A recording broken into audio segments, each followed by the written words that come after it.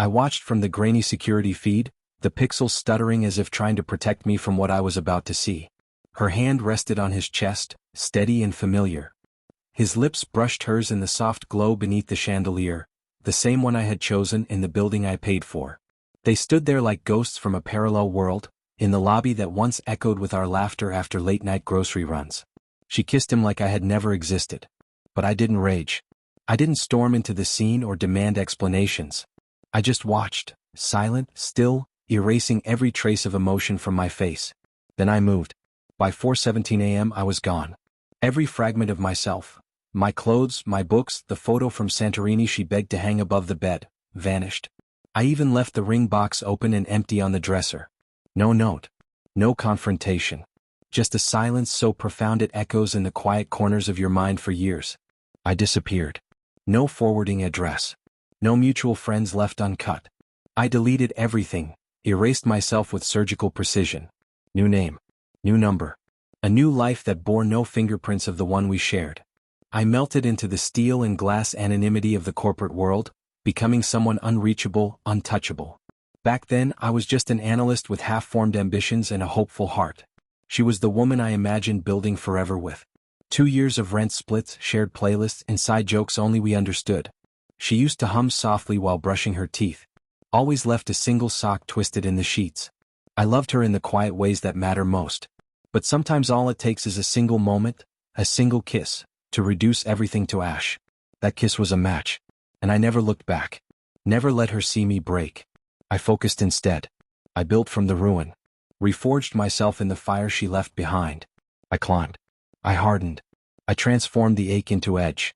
I became the storm.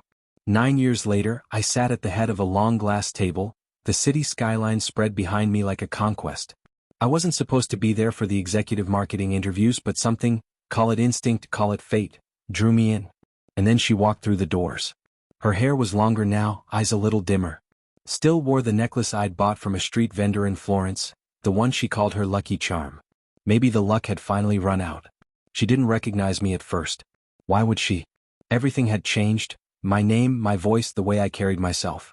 But when I leaned forward and spoke her name, I watched it all unravel behind her eyes. She tried to hold it together, fingers trembling on her resume, voice faltering as she answered my questions. She searched my face, not for recognition but for mercy. I gave her none. Only eyes. Precision. Professionalism sharp enough to bleed. That was the first blow. The call started that night.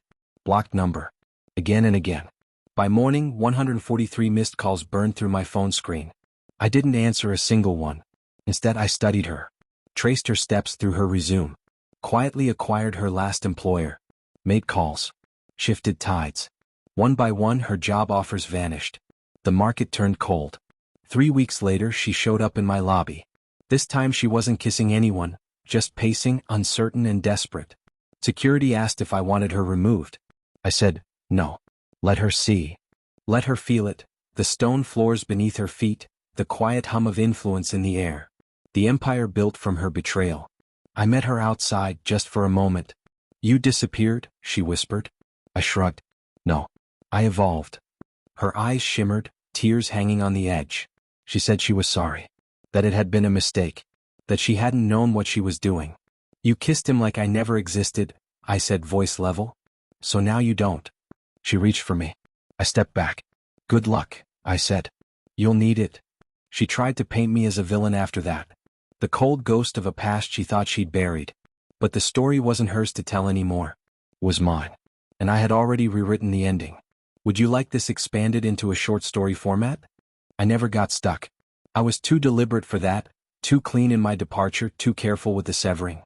She tried to linger in whispers and rumors, but eventually even her voice faded, swallowed by the static of her own irrelevance.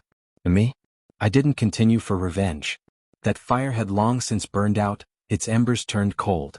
What remained in its place was something far more powerful: focus, precision, a relentless clarity of purpose. I no longer moved to outrun the past, I moved to shape the future. Every so often I find myself walking past that old building. It doesn't look the same anymore. The lobby's been remodeled, cleaner lines, brighter lights, no more cameras watching from the corners. No more echoes of old laughter or betrayal. No more ghosts. just reflections. And mine looks like peace. Not the kind you stumble upon by accident, but the kind you forge with your own hands. The kind born from silence, from the ashes of a love that never truly saw you, never truly held you. I built it all from that end. From the unraveling. And now, when I look at myself in the glass, I don't see a man who was left behind.